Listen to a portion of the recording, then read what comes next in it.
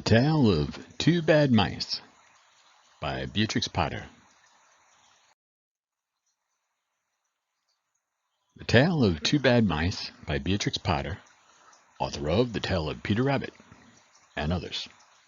London, Frederick Warney and Company, and New York, 1904. Copyright 1904 by Frederick Warney and Company, entered at Stationers Hall. Present reading brought to you by the Wayne Focus, courtesy of the Gutenberg Project. Once upon a time, there was a very beautiful doll's house. It was red brick with white curtains, and it had real muslin curtains and a front door and a chimney.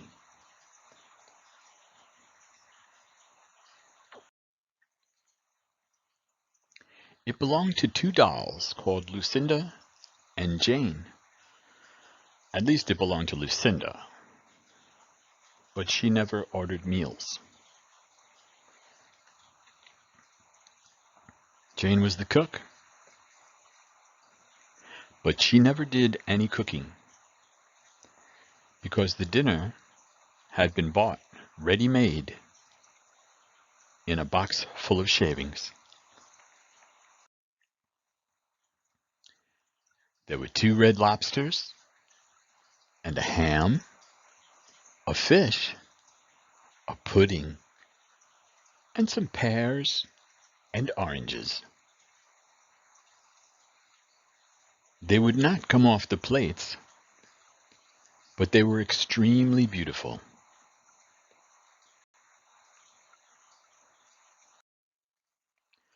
One morning, Lucinda and Jane had gone out for a drive in the doll's perambulator. There was no one in the nursery, and it was very quiet. Presently, there was a little scuffling, scratching noise in a corner near the fireplace, where there was a hole under the skirting board. Tom Thumb put out his head for a moment, and then popped it in again. Tom Thumb was a mouse.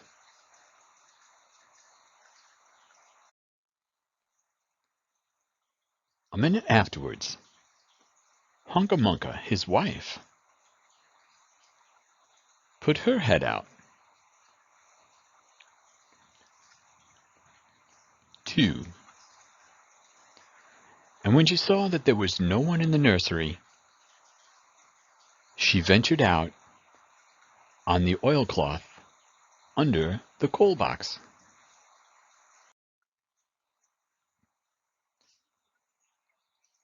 The doll's house stood at the other side of the fireplace.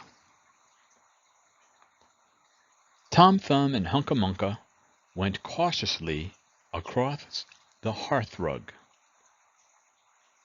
They pushed the front door. It was not fast.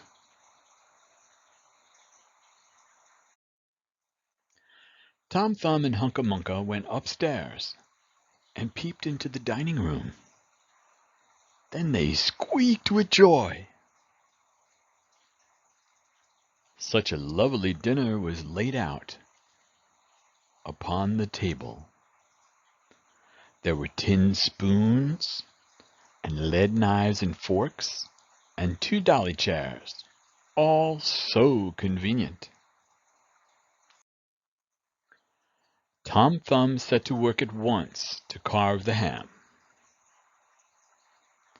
It was a beautiful shiny yellow streaked with red.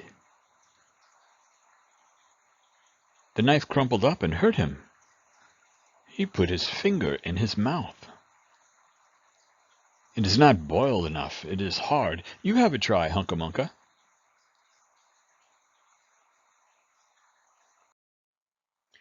Hunca-Munca stood up in her chair and chopped at the ham with another lead knife.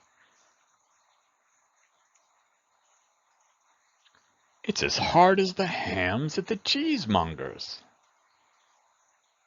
said Hunca Munca.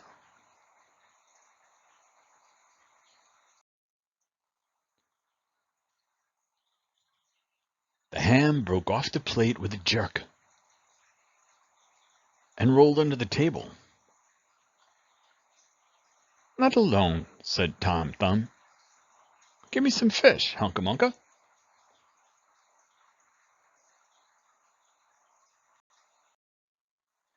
Hunca Munca tried every tin spoon in turn. The fish was glued to the dish.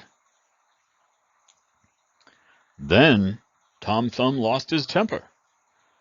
He put the ham in the middle of the floor and hit it with the tongs and with the shovel. Bang, bang, smash, smash. The ham flew all into pieces, for underneath the shiny paint it was made of nothing but plaster. Then there was no end to the rage and disappointment of Tom Thumb and Hunca Munca. They broke up the pudding, the lobsters, the pears, and the oranges.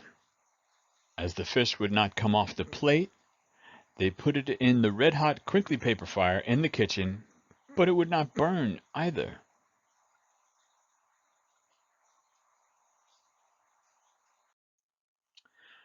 Tom Thumb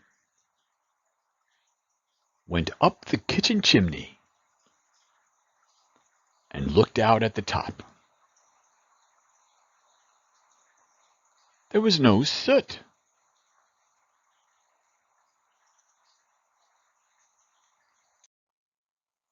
While Tom Thumb was up the chimney, Hunca Munca had another disappointment. She found some tiny canisters upon the dresser, labeled rice, coffee, sago. But when she turned them upside down, there was nothing inside except red and blue beads.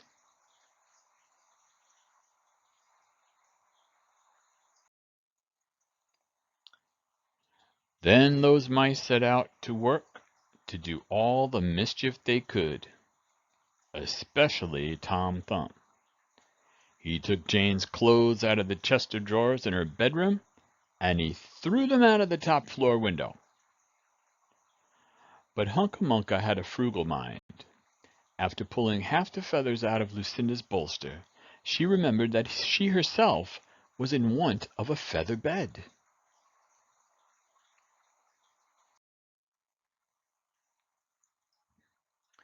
With Tom Thumb's assistance, she carried the bolster downstairs and across the hearthrug. It was difficult to squeeze the bolster into the mouse hole, but they managed it somehow.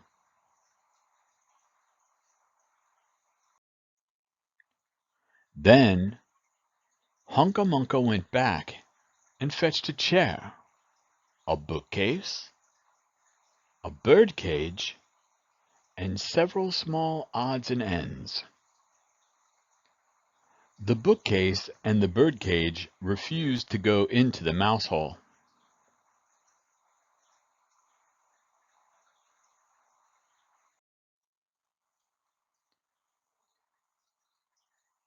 Hunca Munca left them behind, the coal box, and went to fetch a cradle.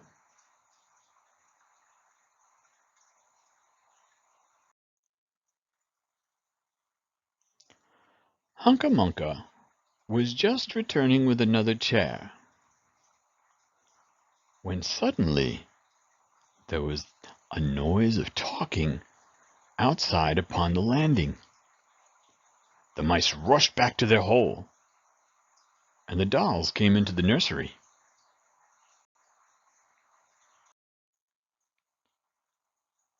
What a sight met the eyes of Jane and Lucinda! Lucinda sat upon the upset kitchen stove and stared, and Jane leant against the kitchen dresser and smiled. But neither of them made any remark.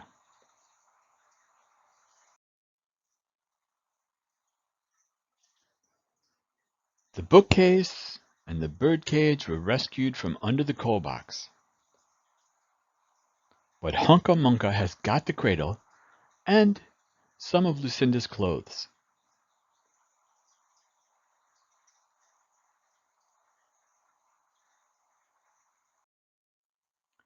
She also has some useful pots and pans and several other things.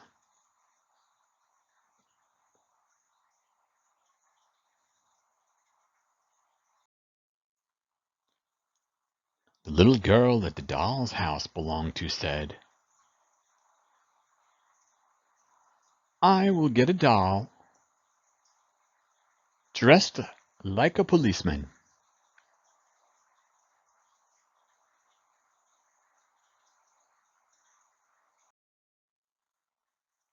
But the nurse said, "I will set a mouse trap."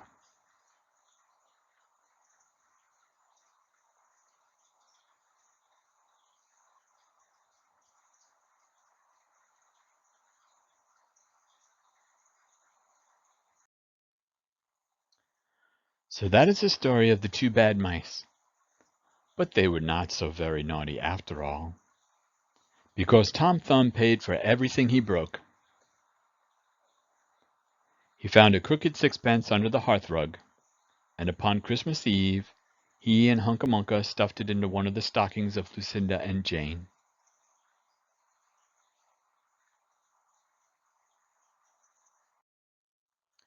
And very early every morning, before anybody is awake, Hunca Munca comes with her dustpan and her broom to sweep the dolly's house.